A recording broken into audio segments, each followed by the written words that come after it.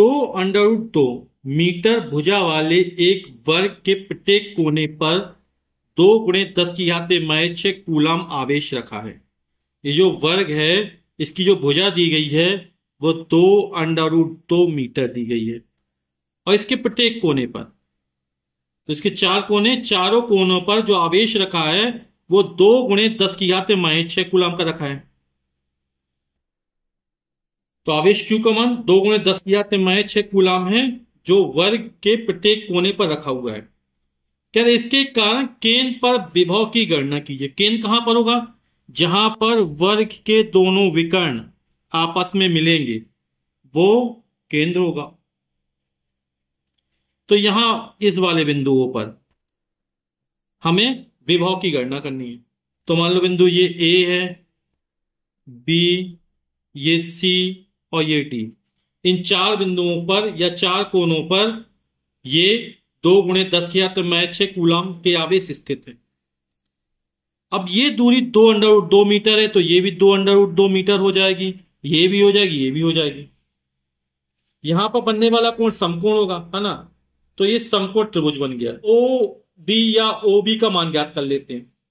तो पहले हम बी डी का मान ज्ञात करेंगे पाइथागोरस की प्रमेय लगाकर। तो समकोण त्रिभुज डी ए बी में पाइथागोरस की प्रमेय लगा देते हैं। तो किसी समकोण त्रिभुज में कर्ण पर बना वर्ग यानी बी डी का वर्ग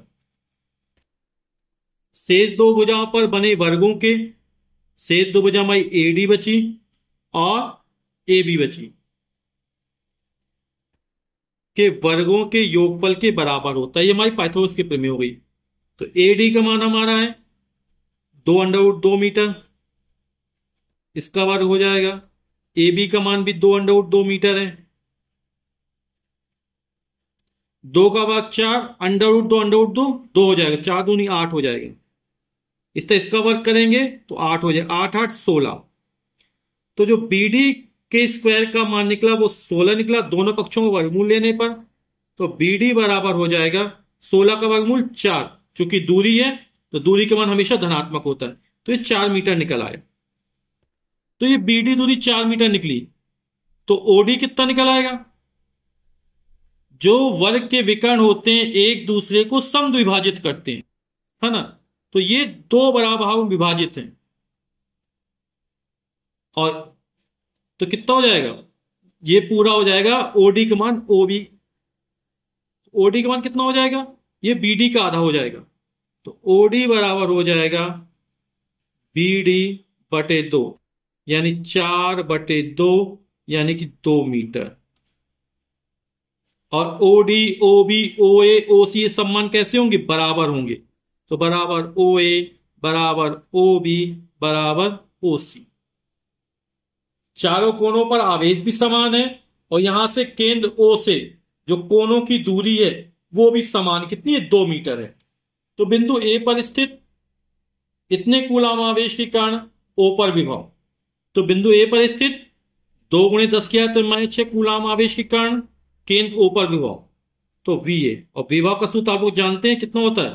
1/4 πε0 Q/r होता है। ठीक, सबके मान रख देते हैं। तो हो जाएगा 9 × 10⁻⁹। Q का मान 2 × 10⁻⁻⁶, और जो दूरी r है वो कितनी? 2 मीटर निकली। ओ से ए तक की दूरी, ए के कारण ओ पर निकालना है, तो ये दूरी ओ ए होगी। और ए का मान कितना है? 2 मीटर।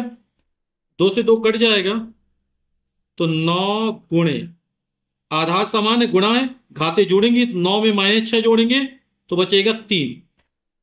विभव का मात्रक वोल्ट। तो वीए का मान हमारा 9 × 10⁻³ निकल आए। वीबी का मान कितना निकलेगा? आवेश का परिमाण वही है, दूरी भी 2 मीटर है, जब मान रखे इतना फिर निकल आएगा। तो वीबी का मान भी निकलेगा 9 × 10⁻³ वोल्ट। इसी तरह सी पर आवेश वही, दूरी वही है, क्योंकि ओ ए ओ बी ओ सी ओ डी ये सभी दूरियां कैसी हैं? बराबर है। तो V B V C V D सभी के मान कैसे होंगे? बराबर होंगे। वैद्युत विभव अदिश राशि है ना। तो यहां पर अदिश योग जाएगा, यानी बीजगणितीय योग देंगे। तो बिंदु ओ पर जब परिणामी विभव निकलेगा तो चारों को जोड़ देंगे।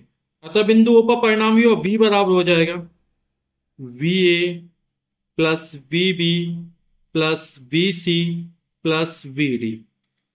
और चूंकि चारों के मान बार यानी VA यानी 4 टाइम्स ऑफ VA हो जाएगा